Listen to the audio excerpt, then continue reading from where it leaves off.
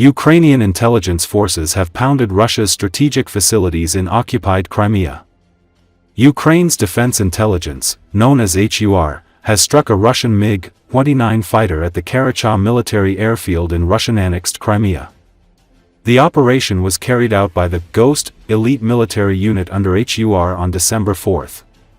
On same night, the Ghost unit also targeted the Irtish radar complex near temporarily occupied Simferopol, in Crimea. Irtish 3S is a coastal defense radar operation in the X-band frequency range. Video footage circulated in social media captures the strikes on Russian military targets.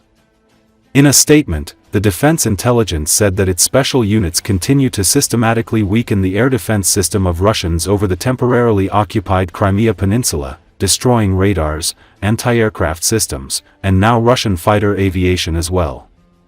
It should be recalled that on September 21, the Ghost unit for the first time since the start of the war, burned 2 Russian B-12 Cheka amphibious aircraft. Ukrainian intelligence forces have scaled up the frequency and intensity of long-range missile and drone strikes on Russian military positions and strategic facilities in occupied Ukrainian territories as well as deep in Russia.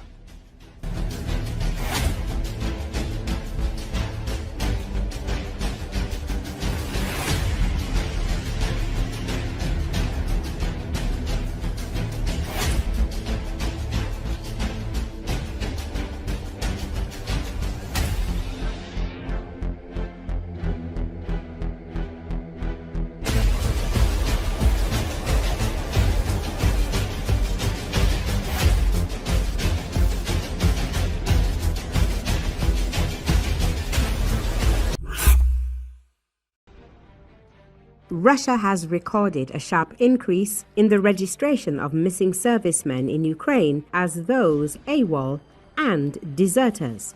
According to Sergei Lyapin, Deputy Head of the Control and Investigation Department of the Military Investigative Directorate of the Investigative Committee of the Russian Federation for the Central Military District, this practice became widespread in 2025. 60% of those declared AWOL have this status without justification. We've seriously encountered this problem this year. In 2024, this didn't happen, he said at a roundtable discussion on missing servicemen. Lyapin noted that unit commanders should conduct a background check before assigning the status of absentee to someone, but in most cases, this is not done. The Lieutenant Colonel reported that the current situation has already led to criminal cases. For example, in Samara, a unit commander listed a missing soldier as having left service without permission, stating that he had disappeared from his permanent base. It was later discovered that the soldier had been killed on the front lines and identified at the Defense Ministry's Center for Reception, Processing and Dispatch of the Dead in Rostov-on-Don. Moreover, he died much earlier than the date stated by the commander. Lyapin emphasized that the families of soldiers declared absentee lose their benefits, while the relatives of those missing in action continue to receive their pay. Therefore, cases of unjustified classification of service members as deserters must be stopped. This summer, important stories reported on the widespread recognition of missing and dead Russians in Ukraine as having abandoned their units without authorization, after reviewing dozens of complaints from soldiers' relatives sent to the presidential administration. It was discovered that this had occurred in at least 25 military units in at least 11 regions of Russia.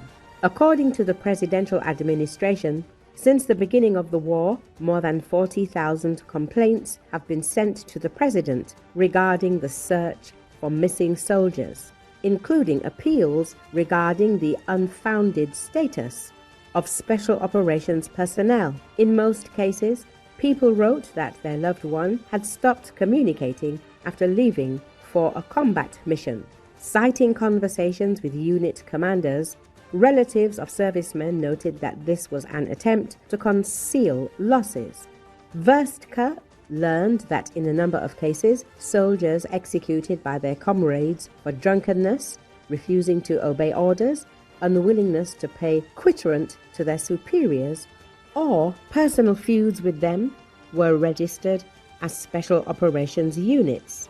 The publication also reported that those who fled the front lines were almost never arrested after being detained and were instead sent to participate in brutal assaults. In April, the Ukrainian project I Want to Find announced that it had received over 84,000 requests from relatives of Russian soldiers missing in action since the beginning of 2024.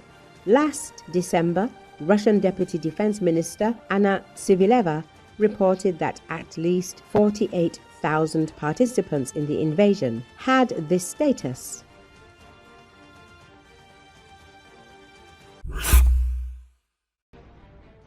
One of the Russian channel's hosts, Solovyov.live, Arutyunov, known as Razvedos, commenting on Putin's claims of unprecedented victories, essentially refuted his dictator. He acknowledged that there are no conditions on any sector of the front for the collapse of the Ukrainian defense, and that fighting continues in Russia itself in the Kursk region, creating serious problems for Russian troops. Here's the key part of his speech, broadcast live. Regarding the collapse of the front, unfortunately, there are currently no preconditions for this on any sector of the front. Quite intense fighting is still underway in the Tetkinsky and Glushkovsky directions of the Kursk region. The enemy there still maintains combat capability, allowing it to create tension for our units.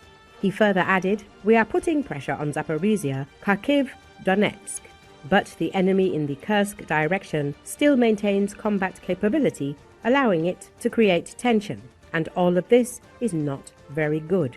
This public remark stands in stark contrast to Putin's rhetoric in recent weeks, which has been declaring a break, a collapse, and a strategic turning point. The fact that even Putin's tame media operators are resorting to such rhetoric demonstrates that Moscow's victory reports are increasingly out of sync with reality, even within the propaganda system itself. Spokesman for the Kursk group of Ukraine, Alexander Nevidomy, recently said that some Ukrainian units still continue to carry out combat missions and hold positions on the territory of the Russian Federation. According to him, the situation there is stable and controlled by the armed forces of Ukraine. However, despite the decrease in the number of assault operations, the Kursk direction remains active, although the enemy does not refuse to create the buffer zone they have declared. For our part, we are thwarting these intentions, Nevidomy emphasized. As he noted, the Russians are actively using drones in the group's area of responsibility. In addition, the enemy is carrying out airstrikes, dropping an average of 15 guided bombs per day. One strike is about 30 cabs.